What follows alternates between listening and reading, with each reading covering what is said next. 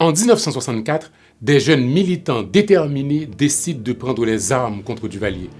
Deux groupes de jeunes rebelles exilés décident de frapper le régime. D'un côté, les Camoquins s'organisent depuis la République dominicaine. De l'autre, les 13 membres du mouvement Jeune Haïti se préparent à un débarquement audacieux depuis New York. Ensemble, ils incarnent l'espoir d'une jeunesse révoltée contre la brutalité et le machiavélisme de Duvalier. Pourtant, à chaque étape de leur combat, ils se heurtent à une répression implacable, menée avec une violence inouïe. Ces jeunes idéalistes, armés de courage et d'espoir, n'imaginent pas encore l'ampleur du carnage qui les attend, ni la cruauté d'un Papa Doc prêt à tout pour rester au pouvoir.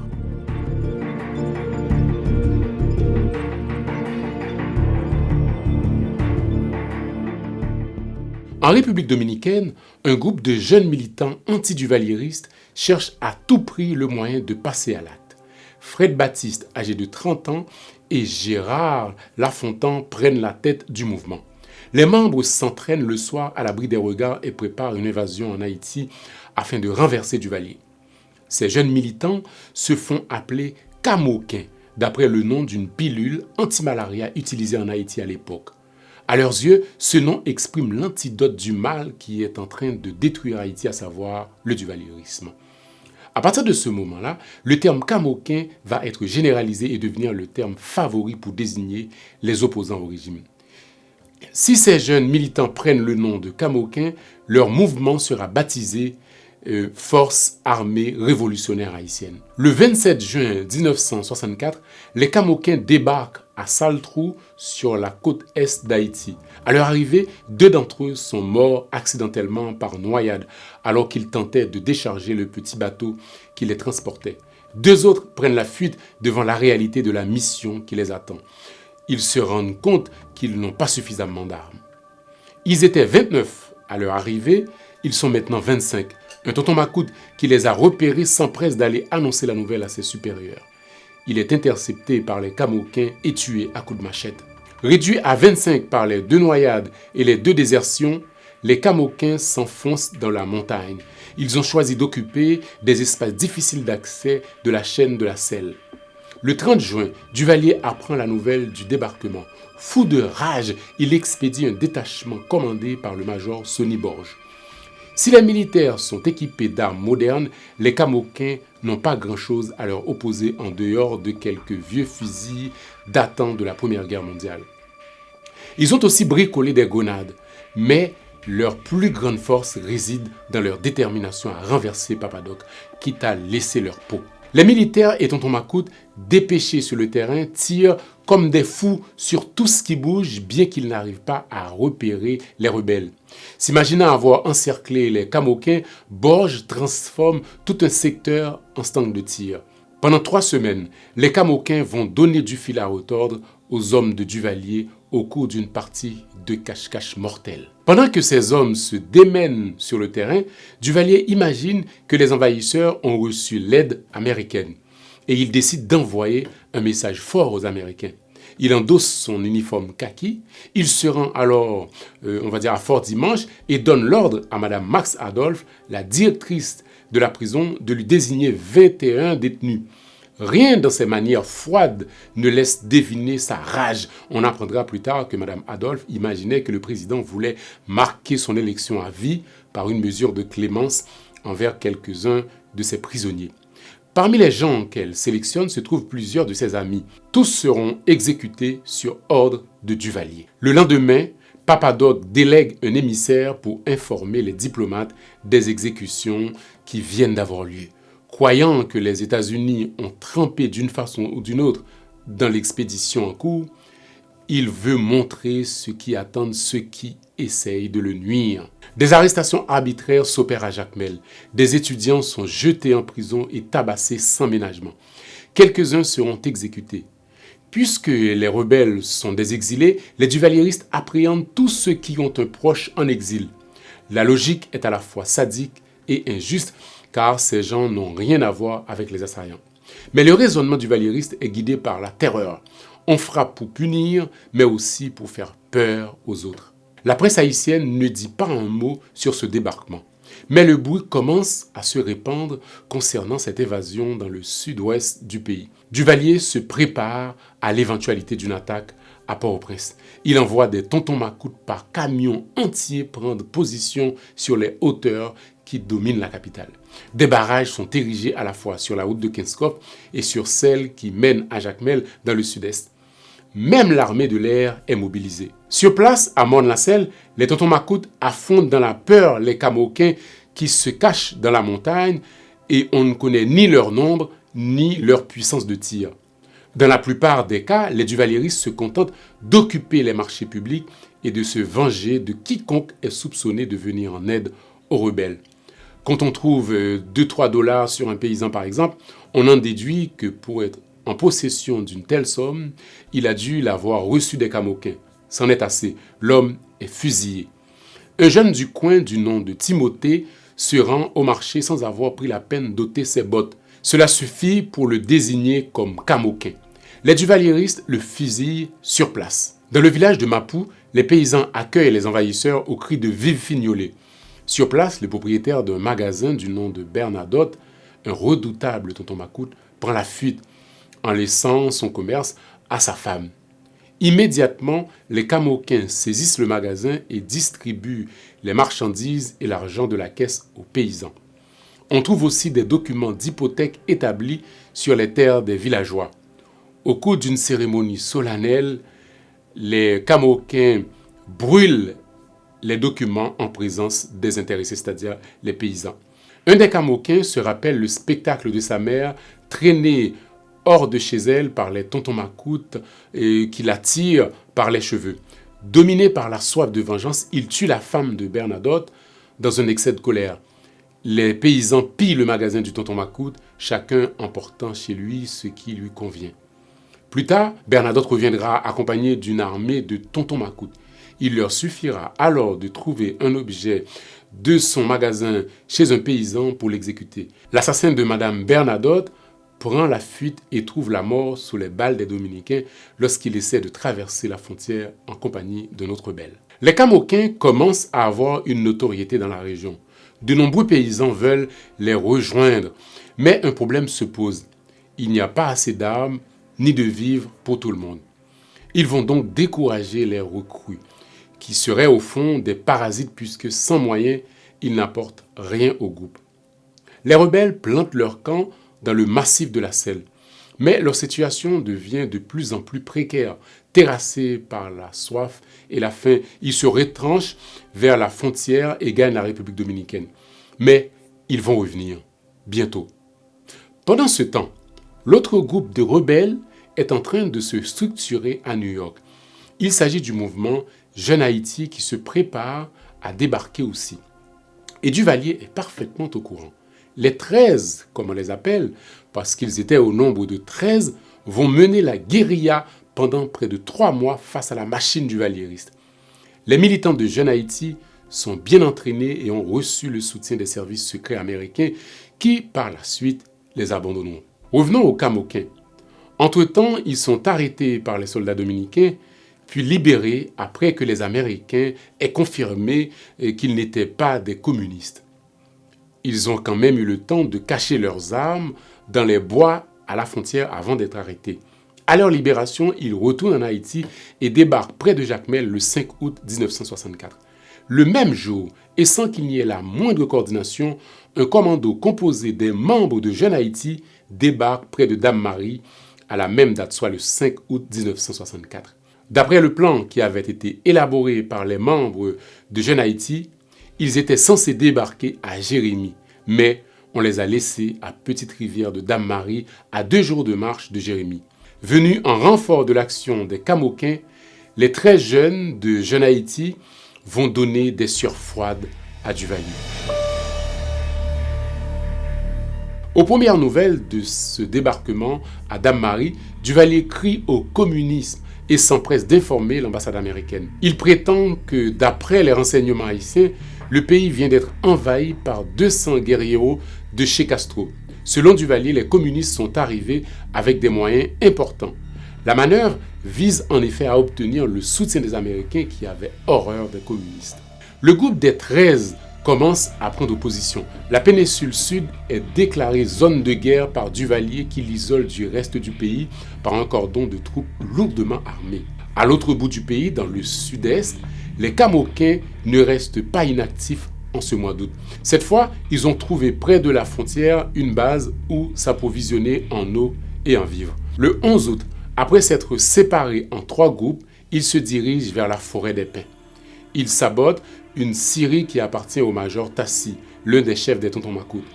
Le coup a lieu le matin. Un tracteur et 2 camions sont incendiés. L'après-midi, sur la route entre Thiot et Fontverrette, il intercepte un camion officiel bourré de Tontons Macoutes.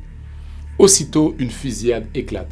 4 Tontons Macoutes sont abattus et les Camoquins laissent volontairement s'enfuir le chauffeur au volant du camion troué d'impacts de balles pour qu'il aille rapporter la nouvelle. Tactique qui consiste à terrifier l'ennemi. Les rebelles connaissent bien leur ennemi, ils savent comment l'atteindre. Les Camoquins font ensuite sauter une partie de la route. Un député qui passait par là échappe de justesse à la mort. Son fils, qui se trouvait dans la voiture, est blessé. On rapporte que le député mourra d'émotion par la suite. Ce même mois d'août, 2 groupes de Camoquins attaquent un poste militaire à Savane-Zombie. Le chef des Tontons Macoutes de la zone, un certain Jean Joachim, est abattu dans l'attaque tandis que les autres duvalieristes réussissent à s'enfuir. Cependant, la veille, il y avait une Jeep que les rebelles ont laissé passer par inadvertance et dans laquelle il y avait un gros poisson. Ils l'apprendront par la suite. Ils ont laissé échapper le général Gérard Constant, le chef des forces armées d'Haïti et grand duvalieriste devant l'Éternel.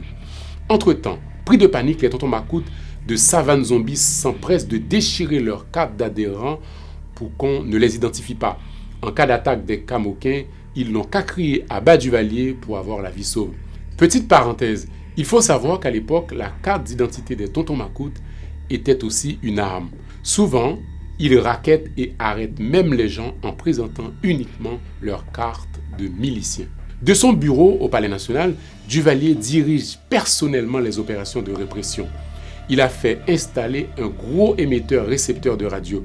De là, il passe ses journées à diriger la lutte contre la guérilla sur 2 fronts à la fois. Ordre est donné de faire passer tout message radio émis sur le terrain par la présidence à l'adresse du chef suprême des forces armées.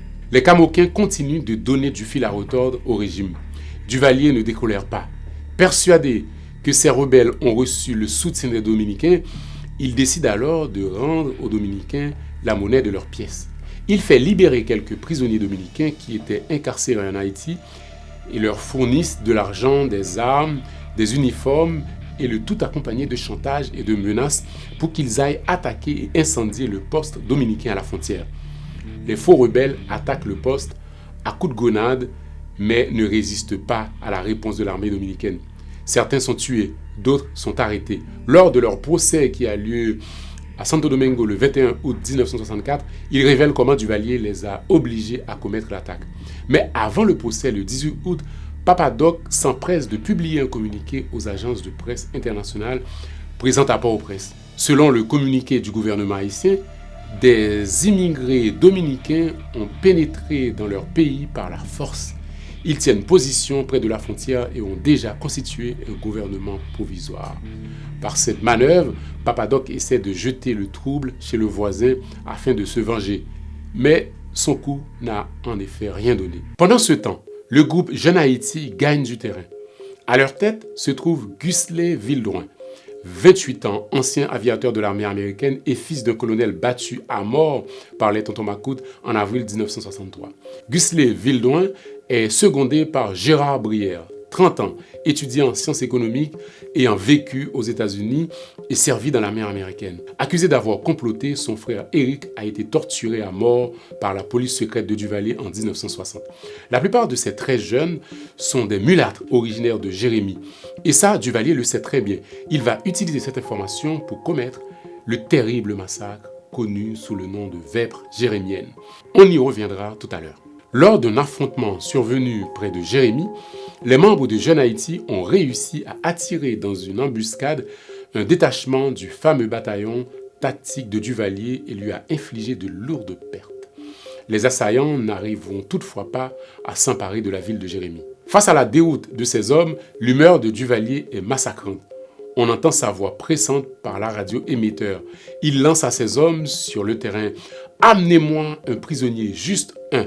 Son interlocuteur, un commandant qui a survécu à l'embuscade, lui répond en demandant qu'on lui fasse parvenir des moyens de transport pour évacuer les morts et les blessés. Afin de tenir secret le nombre des victimes du côté du pouvoir, les blessés et les morts sont dirigés au CAI. Ainsi, personne n'est autorisé à quitter la région qui, en plus, est coupée du reste du pays par les duvalieristes. Les membres de Jeune Haïti sont déterminés. Leurs tirs ont même atteint un avion militaire. Désemparé, le pilote a dû faire un atterrissage forcé à l'aéroport local. L'objectif de Jeune Haïti était clair, débarquer près de Jérémie puis s'emparer de la ville par surprise. Mais cet objectif ne pouvait pas tenir face à l'assaut des duvalieristes. Une fois sortis de Dame-Marie, ces hommes se heurtent aux forces venues de Port-au-Prince et ils doivent se replier devant une troupe plus nombreuse qu'eux.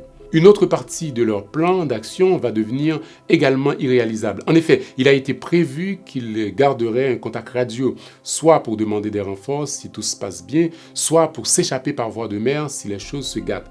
Pendant une retraite qui les conduit vers Préville, Villedoin et sa bande perdent leur émetteur radio. À partir de ce moment, ils sont livrés à eux-mêmes. Pendant qu'ils se cachent à Préville, les militaires les encerclent. À coups de grenade, un des garçons essaie de protéger la retraite de ses compagnons. Il est tué. Son nom est Yvan Larac. La vengeance de Duvalier va prendre alors une forme à la fois morbide et sadique. Il fait venir le cadavre de Larac à Port-au-Prince par avion. Ensuite, on le récupère à l'aéroport et le met dans un camion de la police direction la Grand-Rue. Et là, Duvalier donne l'ordre d'exhiber le corps du jeune militant.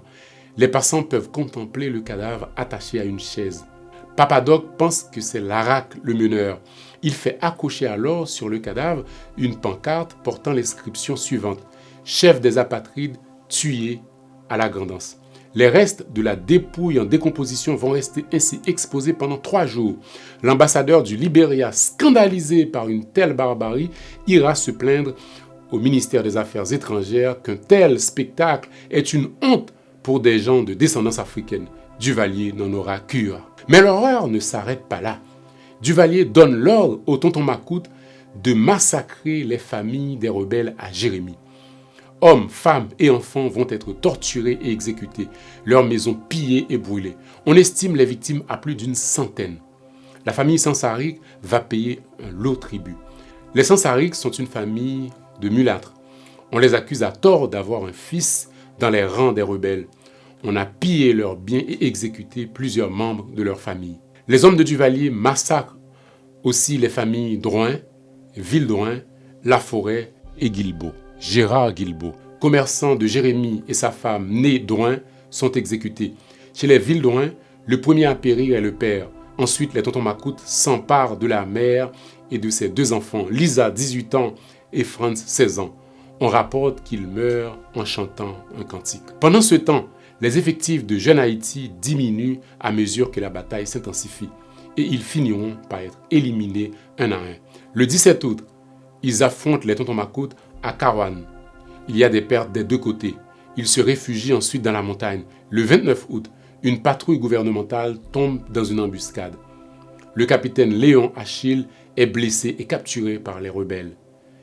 Après lui avoir donné les premiers secours, ils l'ont relâché et l'ont laissé partir la vie sauve. Lorsqu'il apprend la nouvelle, Duvalier fait venir Achille à Port-au-Prince et se rend à son chevet pour l'interroger. Les rumeurs habituelles circulent dans la capitale et s'enflent au point que les gens commencent à voir des rebelles partout. On parle maintenant de plusieurs centaines d'hommes engagés sur 2 fronts. Il y en aurait même quelques-uns à Port-au-Prince qui s'y seraient infiltrés et paraderaient déguisés en tonton Macoute. C'est la paranoïa. Dans la journée, la capitale haïtienne vit normalement, mais la nuit, les rues sont désertes, les nightclubs et les salles de cinéma sont fermées. Le gouvernement essaye de ramener l'affaire à des proportions insignifiantes. Les rebelles ne représentent rien, affirme-t-il. Ils ne peuvent réussir car la population ne marche pas. Chez les officiels du gouvernement, par contre, l'inquiétude est grande. Nombre d'entre eux expédient leurs familles en Europe pour des vacances anticipées. Sur l'autre front, dans le sud-est, Les Camoquins se retranchent dans les mornes, attendant des renforts qui ne viendront pas. Exténués et à court de ravitaillement, ils traversent la frontière et se font arrêter par les Dominicains à Neiba, où ils sont placés en détention. Leur mouvement prend un coup d'arrêt brutal, mais la bataille n'est pas finie. Leurs camarades du mouvement Jeune Haïti continuent la guérilla dans la Grand'Anse. Fin août, les militants Jeune Haïti tiennent toujours le coup, mais un violent cyclone s'abat sur le sud. Au Caille, de nombreuses habitations sont détruites. On compte au moins 124 morts et des dizaines de personnes se retrouvent sans abri ni rien à manger.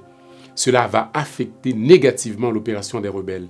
Et comme un malheur n'arrive jamais seul, un autre coup dur frappe les assaillants. L'un de leurs soutiens financiers et logistiques est arrêté aux États-Unis alors qu'il tentait de leur acheminer des armes en Haïti. Il s'agit du père Georges, coordonnateur du mouvement Jeune Haïti. Duvalier est aux anges quand il apprend la nouvelle. Il s'empresse de présenter à la presse l'arrestation du père Georges comme un exemple du soutien que lui accordent les Américains dans son combat contre les communistes. Le père Georges sera finalement libéré, mais ne pourra plus rien contre la fatalité des événements qui s'annoncent. Les rebelles, de leur côté, sont prêts à combattre jusqu'au dernier soupir. Ils se dirigent vers les mornes de Makaya en direction de Dalest. Là, ils se heurtent le 8 septembre au bataillon tactique de l'armée d'Haïti. Il s'ensuit un bref affrontement. 3 rebelles périssent. Gérald Brière, l'adjoint de Vildouin, Charles-Henri Forbin, 23 ans, ancien parachutiste de l'armée américaine et fils du colonel Forbin, arrêté et exécuté en 1963. On compte aussi parmi les victimes Jacques Wadestrand, 29 ans, diplômé de Harvard. Les jours suivants, les survivants grimpent au sommet du pic Formant, l'une des plus hautes montagnes de la chaîne des monts Makaya. Ils vont encore perdre 2 compagnons, les frères Jacques et Max Armand, respectivement âgés de 26 et 25 ans. Leur père, Benoît Armand, avait été assassiné par les Tontons Macoutes en avril 1963. La liste des victimes de Jeune Haïti va encore s'allonger. Marcel Numa, âgé de 21 ans, fils d'un planteur de café de Jérémie, se déguise en paysan et se dirige vers le sud jusqu'au village côtier de Koto qu'il atteint le 27 septembre. Ses camarades l'ont chargé de trouver du ravitaillement, de quoi se nourrir. Alors qu'il est en train de faire ses achats au marché, on l'arrête. Questionné par les policiers, Numa craque et reconnaît que les survivants de Jeune Haïti sont à court de vivres et de vêtements. Le moral est au plus bas. Lorsque Duvalier apprend cela, il se frotte les mains. Il sait qu'il va encore gagner. Les duvalieristes continuent de talonner les rebelles. Le 29 septembre, un nouveau combat les oppose à Morne Sinaï. Mirko Chandler et Jean Gerdès tombent à leur tour. Eux aussi avaient un compte à régler avec les Tontons Macoutes qui ont massacré plusieurs membres de leur famille. Leur disparition réduit le nombre des combattants à 4. Ces derniers font alors route vers l'est jusqu'au pic Tête de Bœuf et Roland Rigaud, 32 ans, est blessé au cours d'un accrochage avec les Tontons Macoutes le 4 octobre. Le 16 octobre, les Tontons Macoutes les attaquent à nouveau. Cette fois, c'est Louis Drouin, 28 ans, fils d'un mulâtre, boulanger à Jérémie, qui est blessé. Il sera capturé par les hommes de Papadoc 3 jours après. Après Marcel Numa, Louis Drouin est le 2e membre du groupe capturé par les Tontons Macoutes. L'agonie commence. Un ultime combat oppose les membres restants à l'armée des Tontons Macoutes et soldats du régime. L'affrontement eut lieu le 26 octobre 1964. À Ravine-Roche, à quelques kilomètres de l'asile, Guslet Vildrouin, le chef des guérilleros de Jeune Haïti, tombe sous les balles. Son père a lui aussi été victime des Tontons Macoutes. Il ne reste plus que 2 combattants. Roland Rigaud, le fils du dentiste Georges Rigaud, l'ancien candidat à la présidence sous la bannière du Parti socialiste populaire, emprisonné lors de la grève des étudiants en 1960. Il a été assassiné. L'autre membre restant est Réginald Jourdan.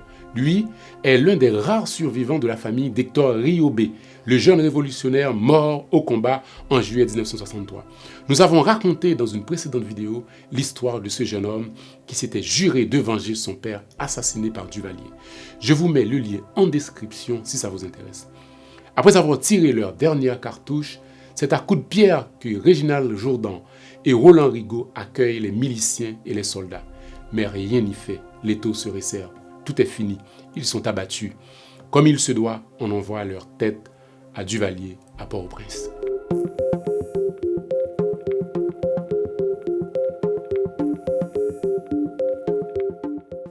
Le 28 octobre, le gouvernement publie un communiqué avec le titre suivant « Victoire totale ». René Chalmers, le ministre des Affaires étrangères, distribue aux journaux des photos macabres où on peut voir les têtes coupées de Rigaud Jourdan et Vildroin accompagnés de leurs cartes d'identité. Le même jour, Duvalier nationalise les biens des personnes tuées pendant le massacre de Jérémie. On les prive de leur nationalité haïtienne et on les déclare frappés de mort civile. 2 jours plus tard, Gérard de Catalogne, le directeur du tourisme national, accueille une délégation de 40 directeurs d'agences de voyage étrangers. Dans son discours de bienvenue, il ne manque pas de faire remarquer à ses visiteurs à quel point règne le calme en Haïti. Il n'y a que les journalistes de la presse à sensation qui prétendent le contraire, poursuit-il. Pour notre part, dit-il encore, nous n'avons ici ni de Harlem, ni de Rochester, ni de Little Rock. Chacun se sent en sécurité dans notre pays. En effet, avec tout ce qui vient de se passer, on ne peut pas prétendre le contraire. Après ces événements, l'horreur continue. Les duvalieristes préparent une dernière fête pour boucler la boucle. Ils préparent l'exécution publique de Marcel Numa et de Louis Drouin, capturés pendant les affrontements. La date de l'exécution est fixée au 12 novembre.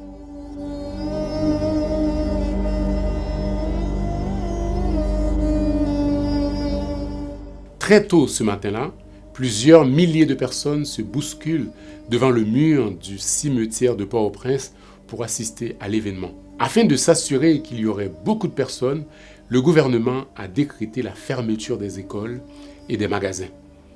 Les employés de l'État ont reçu l'autorisation d'arriver en retard à leur bureau. Des camions font des allers-retours incessants afin de ramener du monde sur place. Le gouvernement a vivement conseillé aux écoliers d'assister à cette séance éducative. Une foule silencieuse s'était amassée, remplissant chaque recoin de la place. Les regards étaient figés tour à tour, empreints de peur, de curiosité morbide et d'un malaise palpable. Quelques murmures parcouraient la foule, mais l'attention pesait sur chacun comme une chape de plomb. Marcel Numa et Louis Drouin sont amenés de bonne heure, les mains liées dans le dos, attachés chacun à son poteau. Ils font face au peloton d'exécution de 9 hommes. Leur posture reste droite, presque fiers comme un ultime défi lancé à la dictature. Numa et Drouin, 2 noms qui d'ici peu allaient devenir des symboles de la résistance. Dans la foule, on distribue des tracts. Sur l'un d'entre eux, on peut lire ce qui suit. Le docteur François Duvalier accomplira sa mission sacro-sainte. Il a écrasé et écrasera toute tentative des ennemis de la patrie. Pensez-y 2 fois. Vous, les apatrides, l'or dont on a rempli vos poches, vous n'en profiterez pas. Voici le sort qui vous est réservé à vous et à vos pareils. Aucune force au monde n'est capable d'arrêter la machine invincible de la révolution duvalieriste. Sa puissance est celle d'un torrent. La révolution de Duvalier triomphera. Elle piétinera les cadavres des traîtres et des apatrides aussi bien que de ceux qui vendent leur patrie. Solidement attachés à leur poteau, les 2 condamnés voient s'approcher un prêtre. Chacun à tour de rôle, Numa et Drouin déclinent ses offres de réconfort. Les yeux de Numa balayent la foule. Il cherche peut-être un visage familier, un dernier regard de réconfort avant l'inévitable. Mais il ne fléchit pas. Son visage, malgré la fatigue, restait ferme, déterminé. Drouin, à ses côtés, reste impassible. Leur vie était sur le point de s'achever, mais leur lutte, leur idéal ne disparaîtrait pas avec eux. Une dernière fois, ils clament leur profession de foi anti-Duvalier et expirent en lançant une dernière insulte à Papadoc. Le lieutenant Pierre-Albert crie « Feu !» Un silence absolu s'abat soudain sur la foule qui retient son souffle. Les condamnés sont criblés de balles. Leurs corps fléchissent sous l'impact des balles. L'exécution est retransmise à Télé Haïti qui repassera les images durant toute une semaine. Les journaux de Port-au-Prince ne manquent pas de zèle pour vanter la grandeur de Duvalier lors de cet épisode. Le plus caricatural est l'édito du journal Le Matin qui écrit ceci. Toutes les forces vives de la nation étaient là à manifester leur adhésion totale à la politique de paix du gouvernement Duvalier. Politique de paix, ça, il fallait l'oser. Pourquoi l'attaque des 13 membres de Jeune Haïti a échoué ? Il faut savoir que sous la présidence de Kennedy, les rebelles avaient reçu l'appui de la CIA. Mais après l'assassinat du président Kennedy, la CIA a abandonné l'opération, mais les jeunes déterminés voulaient aller jusqu'au bout en s'inspirant de l'exemple de Castro qui avait débarqué sur les côtes cubaines et renversé Batista. Pour les jeunes rebelles haïtiens, leur attaque s'apparentait à une mission suicide. Ils ne pouvaient pas vaincre toute une armée alors qu'eux étaient mal équipés. Et puis, il y avait un manque total de coordination et de planification des attaques. Ils auraient pu s'assurer du soutien de l'opposition interne à Duvalier à l'intérieur du pays. Et puis, il y a eu aussi les promesses non tenues de leur soutien politique et militaire. Par exemple, un officier supérieur de l'armée dominicaine avait promis une livraison d'armes aux Camoquins, mais celle-ci n'a jamais eu lieu. Sans compter sur les divisions internes de la gauche révolutionnaire anti-duvalieriste qui se méfiaient de ces jeunes idéalistes. Mais malgré tout, ces braves jeunes hommes ont tenu quand même 3 mois. Et bien que ces révoltes aient échoué sur le plan militaire, elles témoignent tout de même de l'esprit de résistance et de sacrifice d'une jeunesse prête à tout pour libérer son pays. Merci de m'avoir accompagné jusqu'au bout de ce long voyage historique. Portez-vous bien et à bientôt pour d'autres pages d'histoire. Au revoir.